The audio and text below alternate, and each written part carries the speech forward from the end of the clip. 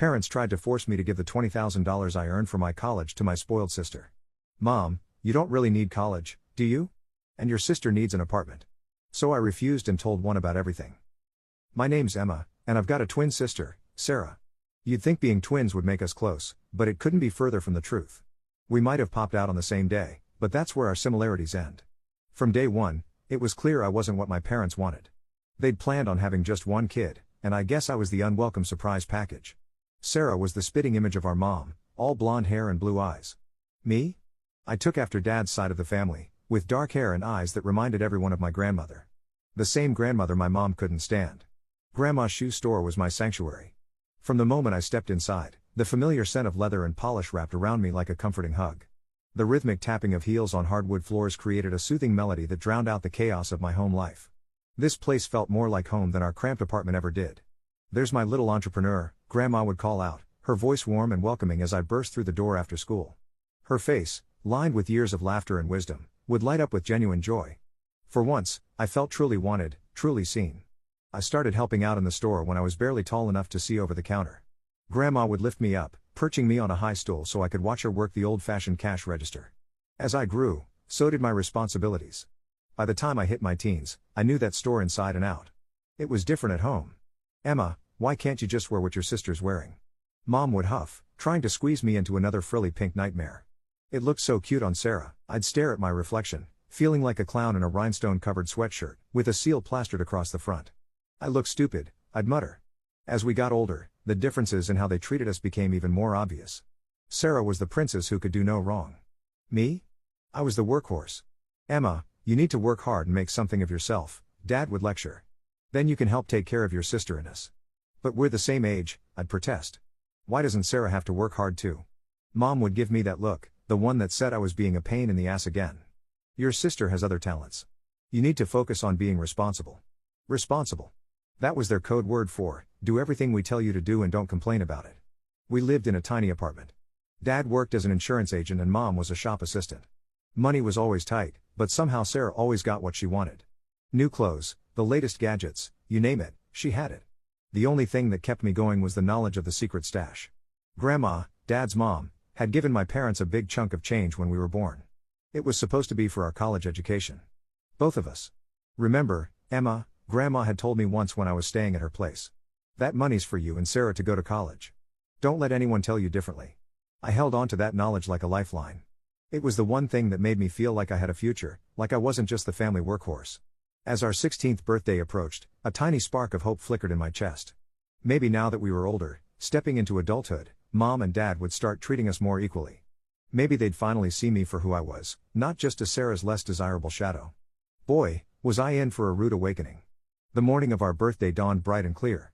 Sarah was still asleep, probably dreaming of the party Mom had been planning for weeks. I, on the other hand, was up early, my stomach churning with a mix of anticipation and dread. Dad called me into the living room just as I finished my toast. His face was unreadable, and he was holding a small metal box. Mom stood beside him, her lips pressed into such a tight line they almost disappeared.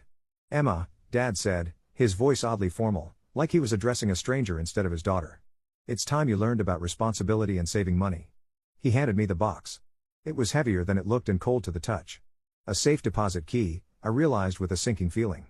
"If you want to go to college, you'll need to earn the money yourself," Mom chimed in, her tone clipped and matter-of-fact. "This is for you to keep your savings in." I felt like I'd been punched in the gut. All the air rushed out of my lungs, and for a moment, I couldn't speak. When I finally found my voice, it came out as a strangled whisper. "But, what about the money Grandma gave you for our education? Where's that?" The temperature in the room seemed to drop 10 degrees.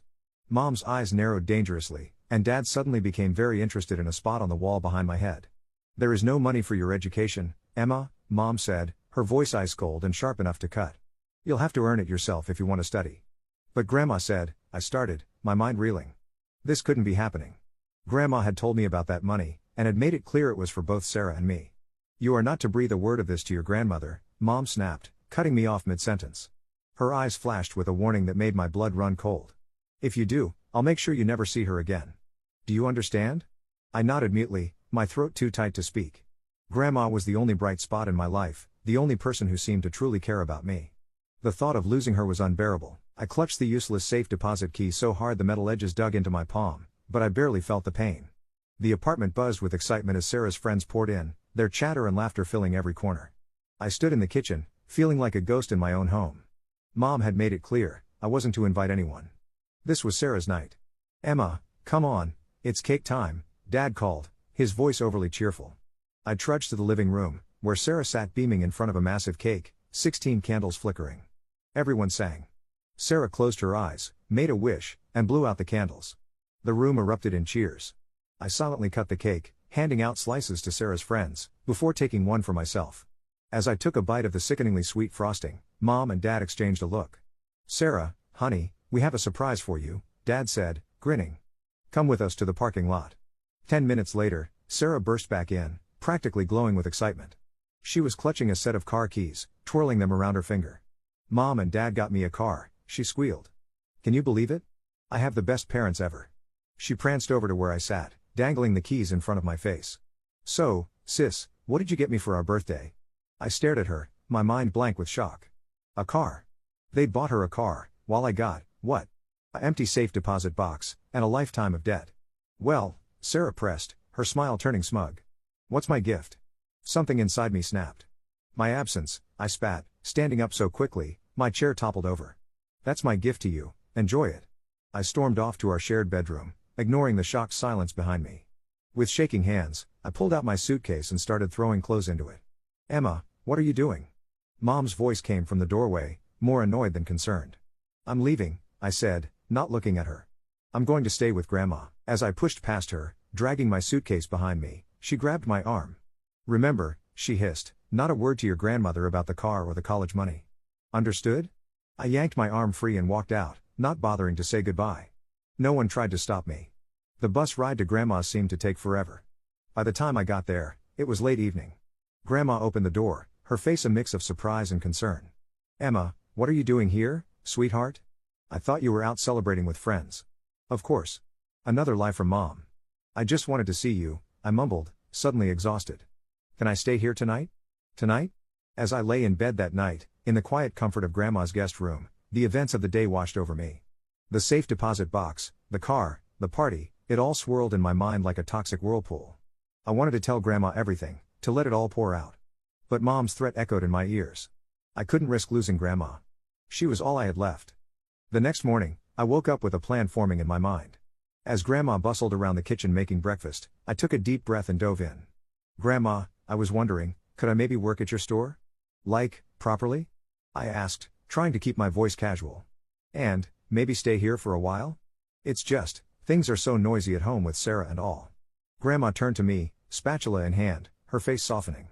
"Oh, sweetheart, of course you can. I'd love to have you around more." Just like that, my life changed. I started working at the shoe store after school, learning more about the business side of things. Grandma was a patient teacher, showing me everything from inventory management to dealing with difficult customers. Every evening, we'd close up shop together and head home. Grandma would cook dinner, asking about my day, actually listening to my answers. For the first time in my life, I felt truly cared for, truly loved. Days turned into weeks, and weeks into months. I didn't go home, and honestly, I didn't want to. Mom and Dad never called, never checked in. It was like I'd disappeared from their lives, and they were fine with it. Grandma insisted on paying me a full salary, saying I'd earned it fair and square. I saved every penny I could, watching my bank account grow. But even with Grandma's generosity, college still felt like a distant dream. There was just never quite enough. Before I knew it, my 18th birthday rolled around. High school graduation followed soon after. I sat in the auditorium, watching as Sarah's name was called. Mom and Dad cheered loudly, beaming with pride. When my name was called, there was only Grandma's enthusiastic clapping from the back row. After the ceremony, I watched as my parents fawned over Sarah, taking pictures and handing her gifts. They didn't even glance my way. It stung, but I was almost used to it by now. "You did good, kiddo," Grandma said, hugging me tight. "I'm so proud of you." On the drive home, I took a deep breath and made my announcement. "Grandma, I think I'm not going to college this year." Grandma's brow furrowed in confusion. "But why, sweetheart? I gave your parents money for both you and Sarah's tuition. There should be plenty for you to go." My heart raced as I scrambled for an explanation, Mom's threat echoing in my ears. "I want to save up more money," I said, hoping my voice sounded steadier than I felt. "I want to be able to rent an apartment near campus, you know? Pay for my own accommodation. I just want to be more independent." Grandma studied me for a moment, and I held my breath, praying she wouldn't see through my lie. Finally, she nodded. "That's very mature of you, Emma. If that's what you want, I'll support you." So that's what I did. While Sarah packed up for college, showered with new clothes and dorm supplies, I threw myself into work. Every day at the store taught me something new, not just about shoes, but about life, business, and myself. Living with Grandma and working at the shoe store became my new normal. Every morning, I'd wake up early, help Grandma with breakfast, and then head to the store. The smell of leather and polish that once represented my escape now felt like home. I threw myself into work with a determination that surprised even me. During the day, I'd help customers find the perfect pair of shoes, my smile never faltering even when dealing with the most demanding clients. In the evenings, after we'd closed up shop, I'd mop the floors, reorganize displays, and make sure everything was spotless for the next day. "You've got a real knack for this, Emma," Grandma would say, watching me expertly handle a difficult return or upsell a customer on shoe care products. As the months went by, Grandma started teaching me more about the business side of things. I learned how to manage inventory, balance the books, and handle paperwork. It wasn't always easy, but I soaked up every bit of knowledge I could. "You know, you could run this place someday," Grandma told me one evening as we went over the monthly accounts. "You've got entrepreneurial spirit in your bones." Her words filled me with a pride I'd never felt before. For once in my life, someone saw potential in me. But even as I immersed myself in the world of retail, my dream of college never faded. Every paycheck I received, I'd squirrel away most of it, allowing myself only the bare minimum for necessities. It wasn't easy. I'd see girls my age walking by the store, shopping bags in hand, laughing with their friends. I'd watch as they tried on beautiful shoes that I could easily afford with my employee discount, but chose not to buy. Every time I said no to a night out or a new outfit, I reminded myself of my goal. The year flew by in a blur of shoeboxes, receipts, and saved paychecks. Before I knew it, I was looking at my bank account, hardly believing the number I saw there. I'd done it. I'd saved enough for college. With shaking hands, I picked up my phone and dialed the number I hadn't called in a year. "Hello?" Mom's voice answered, sounding surprised. "Hi, Mom," I said, trying to keep my voice steady. "I wanted to let you know that I've saved up enough for college. I'm going to apply for next semester." There was a long pause on the other end. "Then, why don't you come over? We should talk about this in person." I agreed, a mix of emotions swirling in my stomach. As I hung up, I caught my reflection in the store window. The girl looking back at me wasn't the same one who'd run away a year ago. She was stronger, more confident. As I stepped into my old apartment, the familiar scent of home was gone, replaced by the sterile smell of fresh paint and new furniture. Mom greeted me with a forced smile, ushering me inside. "Emma, darling, come see what we've done with the place," she chirped, leading me through the living room. Dad trailed behind us, nodding along as Mom pointed out every new feature.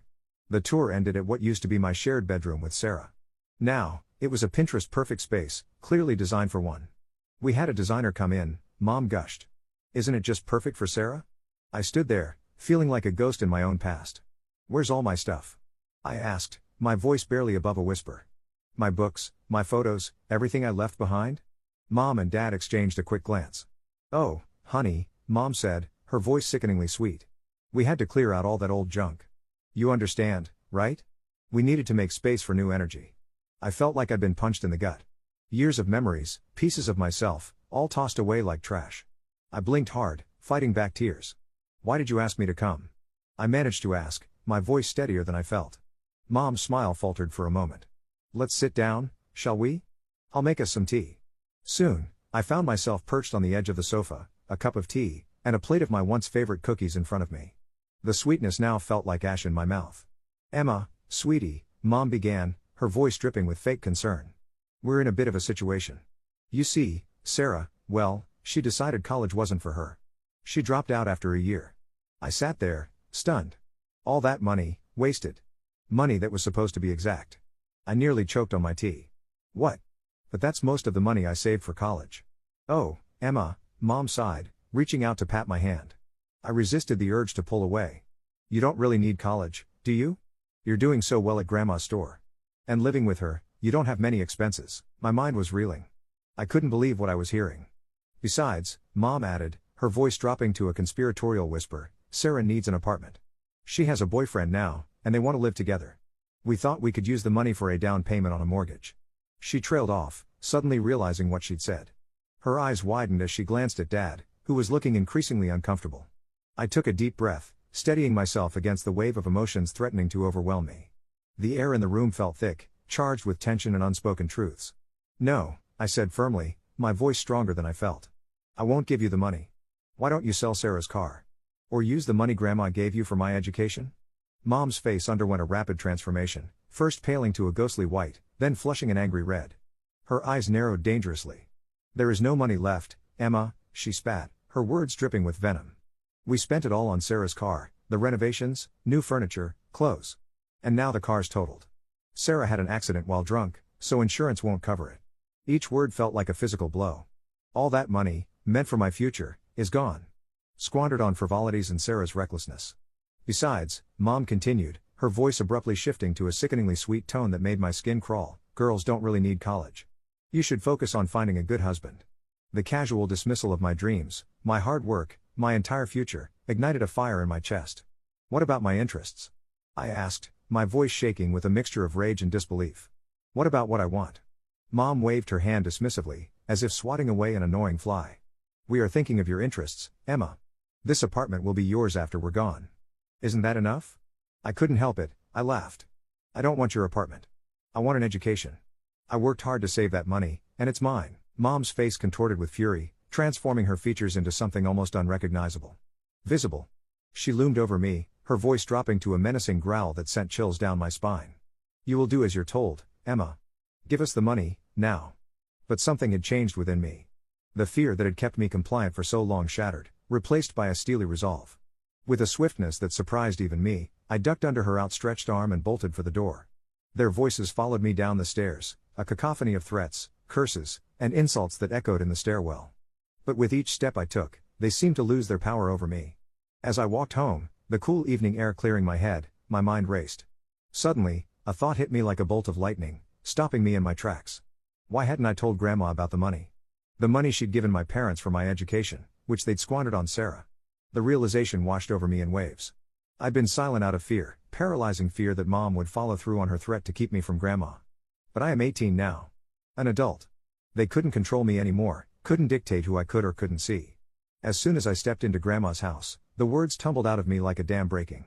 I told her everything about the money she'd given my parents for our education, how they'd spent it all on Sarah, how they'd forced me to earn my own way and then tried to take that from me too. Grandma listened, her face growing more thunderous with each revelation. When I finished, she was silent for a long moment, her hands clenched tightly in her lap. Those lying, manipulative. She muttered, then took a deep breath. Emma, I'm so sorry. I should have checked up on this years ago. Before I could respond, she was on her feet, phone in hand. I watched in a mixture of awe and trepidation as she dialed my parents' number. The conversation that followed was like watching a storm wall in. At first, my parents denied everything. But Grandma was relentless, her voice rising with each lie they told. Finally, they cracked, admitting to everything. How dare you? I heard Dad yell through the phone. Emma, you ungrateful snitch. Grandma's eyes flashed dangerously. Don't you dare speak to her like that, she snapped, then hung up. She turned to me, her face softening. Emma, sweetheart, I promise you this, I will protect your interests. You focus on your future, and let me handle them. Over the next few weeks, I threw myself into college applications. It felt surreal, finally pursuing my dreams without the weight of my family's expectations holding me back. Then, out of the blue, Sarah called. Hey, sis, she chirped, as if the last few years hadn't happened. I need a favor. Can you lend me $4,000? I nearly choked. What for? There's this amazing online course on how to seduce rich men, she explained, excitement in her voice. I'm gonna land myself a millionaire, get rich quick. I'll pay you back, promise. I couldn't believe what I was hearing. Sarah, that's insane. And gross. I'm not funding that. Oh, come on, she whined. Don't be such a prude. I broke up with Jake. I don't want some boring, ordinary life. I want wealth, luxury. No, I said firmly. Absolutely not. Don't call me again for stuff like this. I hung up, feeling a strange mix of pity and disgust. That was the last time I spoke to Sarah or my parents. Months passed. I started college, majoring in business management. Every day felt like a gift, learning, growing, becoming the person I was meant to be. One weekend, Grandma came to visit. As we sat in my tiny dorm room, she dropped a bombshell. Your parents had to sell the apartment, she said. They're drowning in debt, loans they took out for Sarah's schemes. They showed up at my door, asking to move in. My breath caught. What did you say? A small, satisfied smile played on Grandma's lips. I told them exactly where they could go, reminded them of how they'd treated you, how they'd lied to me. They're not my problem anymore. I hugged her then, tears in my eyes. Grandma, thank you. For everything. For believing in me, for standing up for me. I don't know where I'd be without you.